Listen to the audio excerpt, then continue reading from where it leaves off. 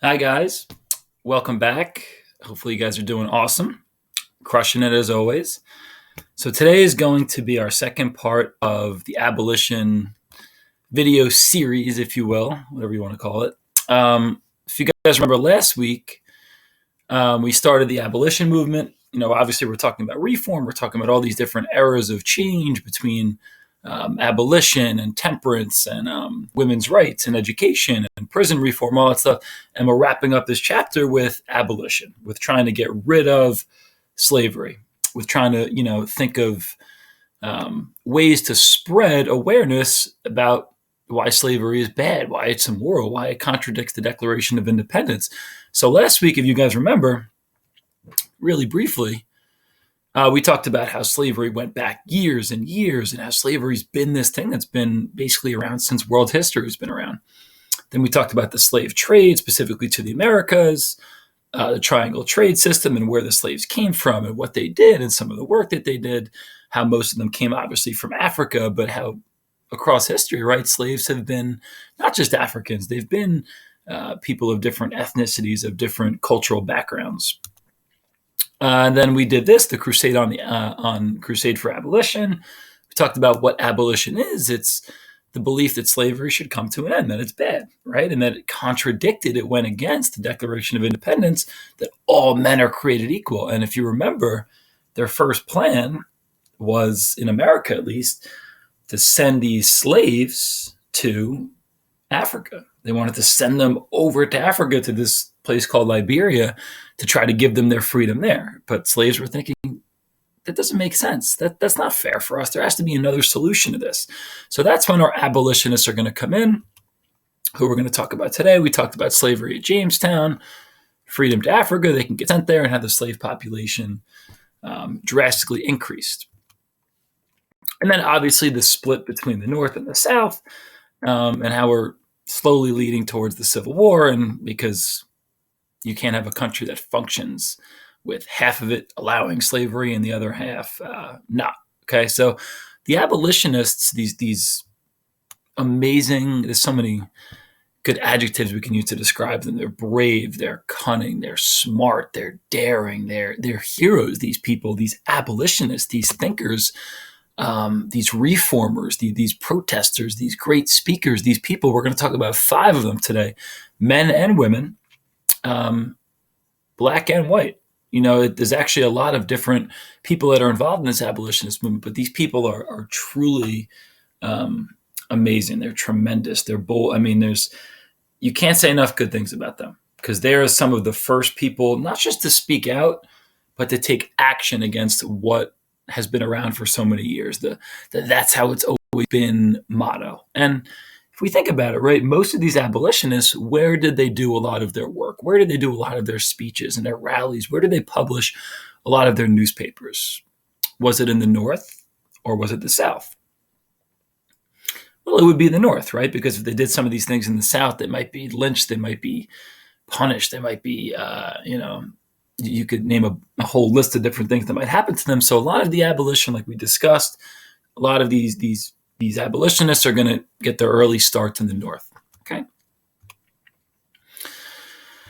so today's lesson is relatively simple. I want you guys to write down these 5 people. These 5, we're going to call them vocabulary, but they're people or groups of people in your vocabulary section today. And what we're going to do is go one by one through each person, or these 2 are sisters, so people, and we're going to discuss what their role was in abolition, what their role was in helping Africans to get their freedom in America, what their role was in abolishing slavery and helping America really virtually move to what we are today, a truly, at least a lot more than it was then, equal society, where it's true that, yes, not only all men are created equal, but all people as well. So like I said, there's some white people on here, there's some Africans on here, there's even some females on here. As you see, half the list is composed of females. Sojourner Truth, which I'm sure you guys have heard of, the Grimke sisters. So abolitionists don't, it doesn't just have to be, an escaped slave like a Frederick Douglass or someone like that. It could be anybody. So it just shows you, the size of the movement, the size of the abolition movement. Okay? So let's start with our first person. We're going to go one at a time here. I'm wearing my OB softball shirt. Miss you girls. Miss the softball team. Miss everybody. Shout out to Casey. She thinks she's my only student that's a softball player. I miss everything. Okay. So we're going to start with, excuse me, our first one is David Walker. So again, before we even do this, abolitionists. These are all abolitionists. These are all people that want to get rid of, abolish slavery. They want to challenge the norm. They want to challenge the way things have been for so many years. Okay. So we'll start off with David Walker. So I'll read you the definition first, and you guys should also write this down. So David Walker was a free African-American businessman. He was from Boston. Boston is in what colony or what state? Massachusetts.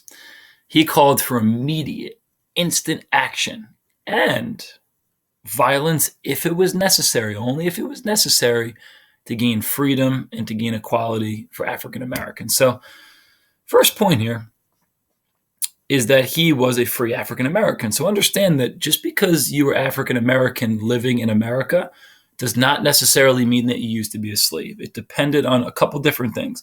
It mostly depended, though, on where you lived. It depended on if you lived in a slave state, more towards the south, or a free state that was in the north.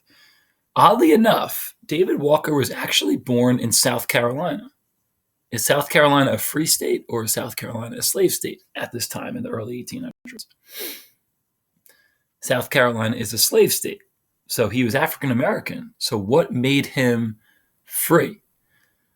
Well, there was this crazy law at the time that a lot of slave owners didn't like, where David Walker's father was a slave, but his mother was free. So it fell under this strange statute that even though David Walker's father was a slave, his mother was free, he actually became free. So actually it typically sided with what your mother was. So if your mother was free, you were free. If your mother was a slave, you would be a slave. If you were African American at the time period. So even though he was born in a slave state, David Walker was actually free, and he makes his way up to a more liberal place, which is Boston, Massachusetts, which is a free, non-slave state. So he was a businessman, and he called for action. I'm going to go to some pictures of him. So let's make sure we write down David Walker. I'm going to put myself down here. So this is him. So David Walker did a lot of really, really great things. He actually created the first black newspaper. So as we know, especially in the South, African Americans didn't necessarily have the same wealth or the same ability or the same opportunities that a lot of the white people had in early America. So he actually wrote the first all-black newspaper with a lot of black contributors. You can see here it's called The Appeal. He also wrote another one called Freedom's Journal, which is a really good one. But his goal was just to take, like I said, action immediately. Now, what made him really famous, he actually wasn't born until the late, I think it was like 1796, or the late 1790s. What he did that really put him on the radar, I guess you can say, was he called out a very, very famous person in his newspapers, in his speeches, all over the place. He called out, even though he was very, very young when this person was the president, throughout his career, throughout his abolition career, he continued to call out Thomas Jefferson. Okay? Think about this. Why would David Walker call out our third president? What does he have against the guy that helped America become a country? What does he have against the guy that wrote the Declaration of Independence? He's the one that wrote all men are created equal. Well, what do we know about Thomas Jefferson? Thomas Jefferson was president in the early 1800s. Jefferson lived for a lot of his life. Look how beautiful this looks. He lived for a lot of his life in his very, very famous plantation in Virginia. Does anybody know what this is called? This is a modern picture of it. It's beautiful. It's huge. It's massive. It starts with an M. It's called Monticello. Monticello, Virginia. Now, that's a lot of land. So what did Thomas Jefferson have quite a bit of? He had a lot of slaves. There's all these different historical records, but most of them that I'm seeing, most of them that I've read agree that Thomas Jefferson, our third president of the United States, had over 600 slaves. Okay? So it's so strange to think about that's what times used to be. And I'll never justify it and say it's okay. But the fact that our third president had slaves, David Walker takes a look at this and says, how is that moral? How is that right? And Thomas Jefferson, actually, interesting enough, he attempted to make slavery a thing where the slaves didn't always have to get abused. He tried to treat them better, but he found in the long run that he couldn't do it. It just really wasn't possible, and he needed to get them to be obedient. So Thomas Jefferson actually is on record for beating, for whipping, for even though he tried to treat some slaves better in the beginning, Thomas Jefferson is on record for actually treating slaves really, really poorly for most of his life. And I read that he only wound up freeing like maybe 5, 6, 7 slaves, and he had, he might have had kids with slaves. That's a very famous story about him too. But David Walker really gets a lot of his fame by calling out Thomas Jefferson, by calling Thomas Jefferson, our third president,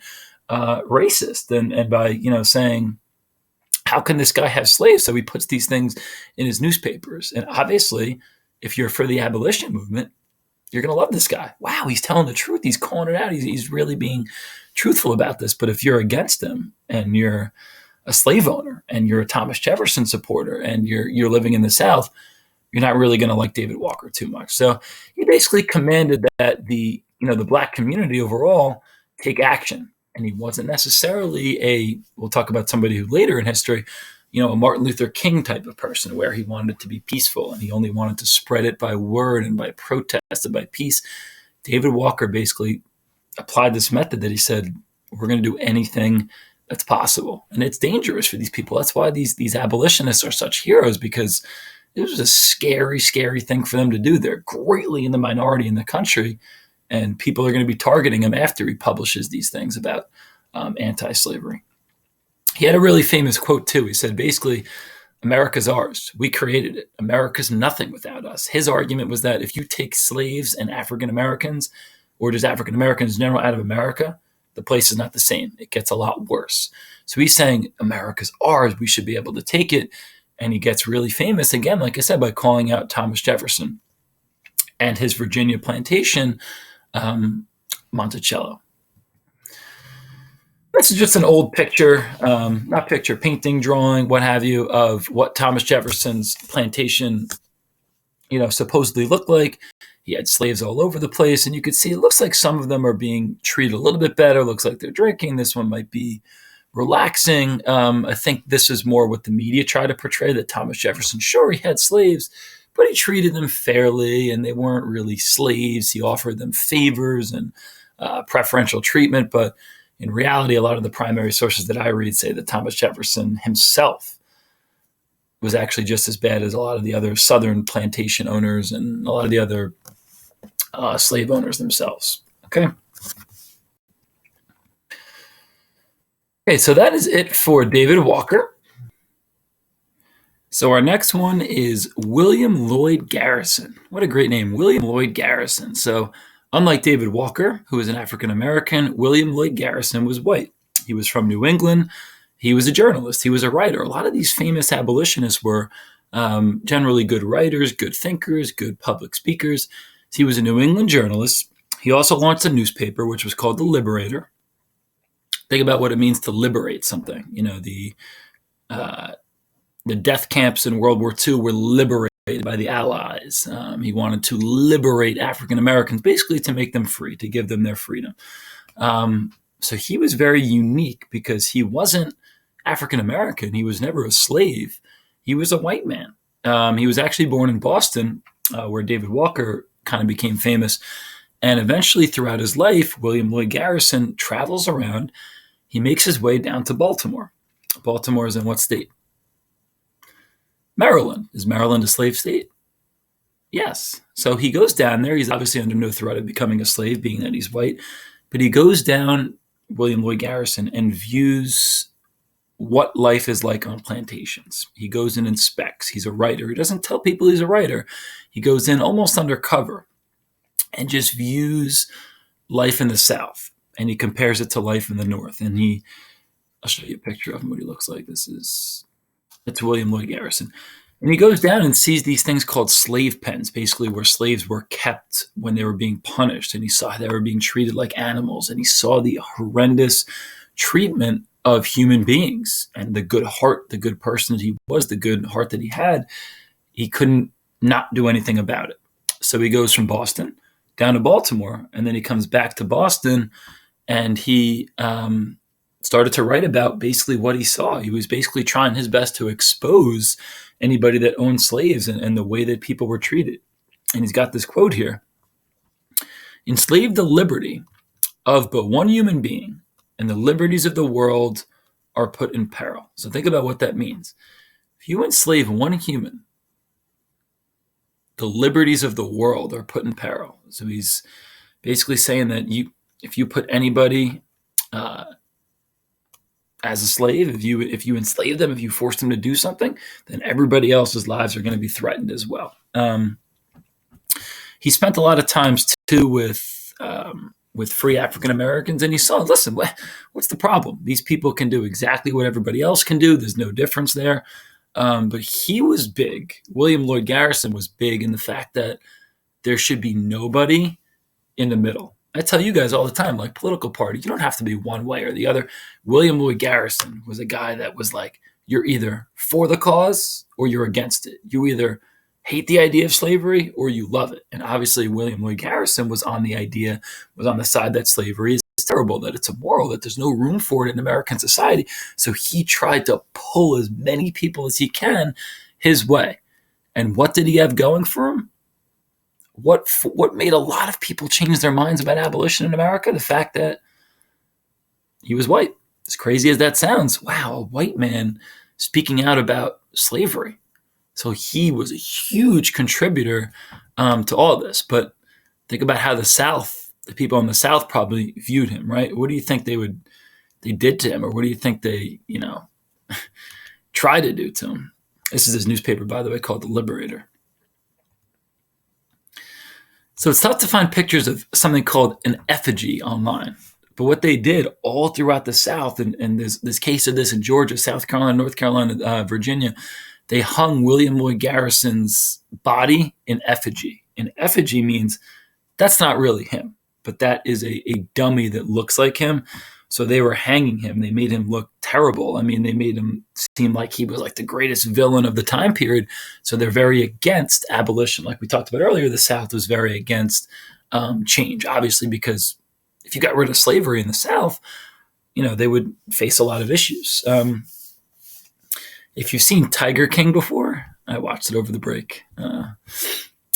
What's the guy's name? Joe Exotic. What he does, what's the lady's name? Carol Baskin. He shoots an effigy of Carol Baskin. He makes like a dummy of her and shoots her to show her that he hates her. And that's what, they didn't actually shoot William Lloyd Garrison's effigy, but they hung him. So hanging an effigy is something that you do to try to represent, we don't like this person, we're against them. This is what we're going to do to you if we actually wind up finding you. Okay. So it's almost like William Lloyd Garrison. If you've ever heard this before, like he poked like a sleeping bear, right? If you're in the woods and you're walking around, you see a bear, they're big, they're intimidating. If he's sleeping or she's sleeping, a big bear, you're probably going to want to tread quietly and go past the bear quietly. What historians say that William Lloyd Garrison did was he walked up to that bear and started poking it and started, taunting it and started saying things to it. The bear in this metaphor meaning the South, the people in the South. So instead of just living his life quietly and moving on and trying to make small change, they say that William Lloyd Garrison, poked the bear because he woke up the South and he made them very against abolitionists.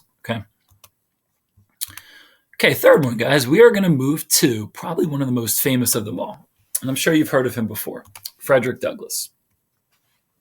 He's got a great story. He was a fugitive slave from Maryland.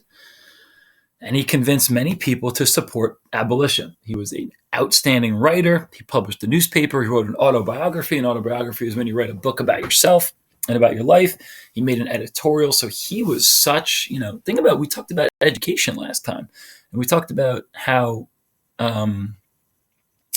if you're a slave owner, you don't want your slaves being able to read or write, because then they can make changes. They can understand things. Frederick Douglass was, I don't know like what his IQ was or level was, but he was just an unbelievable, creative, thoughtful, detailed writer. He could read. He spoke so eloquently. He spoke so well that a lot of people, not a lot, but some people actually thought that Frederick Douglass was never a slave. They thought it was like a fake story. They're like, how does this African man, how does this person speak so well if he's been a slave? How did he get this education? So that's kind of how Frederick Douglass becomes famous, because although he was, a little bit of a troublemaker, he was a great leader. He was able to actually tell his story. Think about it. If you own slaves, you're probably scared that they might escape. And if they escape, what are they going to do? They're going to tell their story. They're going to write about it. They're going to explain it to people. So that's what Frederick Douglass was able to do. Frederick Douglass was able to do, through his literacy and through his escape. So he's got a great story. It's, story for another time, but I'll tell you about his escape a little bit. But this is him when he was a little bit older. He helped to publish this newspaper called the North Star. He actually lived until he was, I think he was 70, like in the upper 70s. He was 77, I think. So he was around for a long time. He escaped slavery when he was 20 years old. So he was really young, a little bit older than you guys, but he escaped. He was a sailor. This is so cool and interesting to look at through, partially what the Underground Railroad was. We'll talk about this going forward. But so you can see his escape route here, how he makes his way from the south to the north. And there's just some more pictures of Frederick Douglass. This is when he was a little bit younger. But he's one of the guys that really got the party started and really got the thoughts going. And he's probably one of the most famous abolitionists just because he was one that actually lived through slavery. Sure, William Lloyd Garrison was great because he spoke out and he published newspapers, but hearing this guy's story and what he did for freedom and how he escaped when he was 20 years old, and then he lived, 57 years after that to talk about it, to tell the stories about how he was captured and how he went through slavery and stuff. These are the things that people want to hear. They want to hear it from the horse's mouth, right? That's a quote. They want to hear about slavery from an actual slave. So it just gives you a little bit of a sense, too, of how bad slavery must have been and what this man and what, hundreds, thousands of others, millions really, what they would do for their freedom. What would you do for freedom? What specific things would you do if you were in the circumstances that Frederick Douglass was when he was young, when he was a slave, right? What would you do? How would you escape? What risks would you take? And so many slaves risked their lives because how bad slavery was. So it gives you, again, an idea, a sense of how badly, these people wanted freedom. Okay. All right, two left here. Next one is Sojourner Truth. Sojourner Truth. She was a female, so she was a former slave, another former slave. Original name was Isabella Baumfree. She, like Frederick Douglass, was a great speaker. She preached all over the streets of New York City. She made a powerful impression. Again, she was an escaped slave, just like Frederick Douglass, who lived to tell the story. I'll let you guys write that down. Now, a lot of people think that Sojourner Truth pushed it a little bit because she wasn't just, obviously she was a female, so she wasn't just in support of abolition. She also doubled and wanted women's rights as well. So some people say that Sojourner Truth, yes, she was amazing, sure, but some say that she might have been maybe pushing it a little bit because it was, enough for her to try to get slaves freed and to get African Americans freed. But now she also wants women to have rights as well. So Sojourner Truth becomes so famous in history because she went for both things, for freedom for women and rights for women, and also for slaves as well. There's a picture of her on the left and on the right. And she was so famous that she actually got to meet, I'm sure you guys all know who that was. I dressed as him for Halloween a couple years ago. She got to meet Abraham Lincoln. She sat with him. She spoke with him. Obviously, Abe Lincoln is one of the most famous presidents, President 16, for helping to free the slaves, the Emancipation Proclamation, fought through the Civil War. But Sojourner Truth was actually able to meet him as she was, pushing for abolition. This is a picture of her being sold when she was young.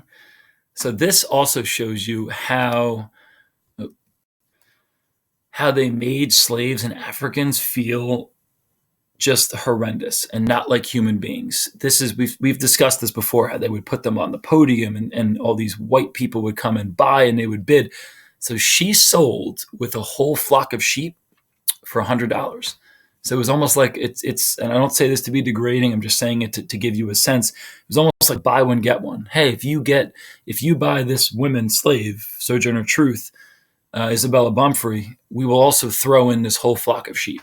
And the highest bid on her was for $100. So it just, to me, that makes me really sad. And it makes me really upset just to think that people were subjected to these types of things. But, that shows you, a lot about the time period that we're discussing. And also shows you why people wanted reform for it. Okay. And she was so famous that a couple of years ago, maybe I think it was under 10 years ago, obviously you see Michelle Obama here. There's a statue of Sojourner Truth at the Capitol in Washington, D.C. So it shows you the legacy that she left on history. We're going to read a little bit about her as well. She just challenged so much. And that's why abolitionists are heroes, because they challenge the norm. They challenge what's going on, and they take on all the risks. Okay. Everybody would be her if there was no risks. Everybody in history that was an African-American woman would have been her if there was no risks, because there was no people threatening her life. There was no people trying to burn her house down. Okay. These people realize that there's going to be bad things that happen to me if I do this, and they do it anyway. That's how people make history. Okay. And last but not least, guys, we're going to talk about two sisters. These sisters are they're white. They live in the South. They see the Southern society, see what's going on. They're called the Grimke sisters, Sarah and Angelina Grimke. And they decided that they can no longer live in the South. They called basically the South an empire of sin. They called the whole southern half of America an empire of sin. They saw every day how other human beings were being treated. And they decided they could no longer tolerate it, they could no longer live with it, and they could no longer live in this southern society, somewhat in the deep South, South Carolina, that endorsed, that supported slavery. So they joined the abolitionist movement up north when they not necessarily escape, because they don't have to escape, but they flee their family. They have a very big family. Their father, John, they have a lot of kids. And they leave to go up north. And these two sisters make a lot of noise in this abolitionist movement, again, like William Lloyd Garrison, because they're white, like Sojourner Truth because they're females, but also because they were former slave owners. Their family owned tons and tons, not as much as Thomas Jefferson did, but they owned tons and tons of slaves, and they lived to tell the story about how slaves were treated. They saw their father beating slaves all the time, and they would go to their mother and say, stop him, this is awful. And their mother would say, that is his business. That is none of your business. That is your father's personal slave. He will treat that slave any way that he wants to. And these girls couldn't handle it. They had morals. They thought slavery was a sin. They felt that God would punish anybody that had slaves. That's a picture of them. They were sisters, obviously, like we said, Sarah and Angelina. I think this is our last slide here. This is a depiction of actually the Grimke family and their extended family. And there's a really crazy story about this. Every single person in the family, brothers, sisters, cousins, uncles, aunts, grandparents, all had their own individual slaves. When they would sit at dinner, let's say, I don't really know who the sisters are supposed to be in this picture. Let's say, I don't know, we'll just say it's these two, whatever. I don't even know if that's a boy or a girl, whatever. We'll say it's these two. If sister one, if Sarah wanted the salt, and the salt was right here next to her sister, instead of like a normal person, instead of Sarah saying, hey, sister, hey, Angelina, can you pass the salt to me? Sarah would ask her slave to come over.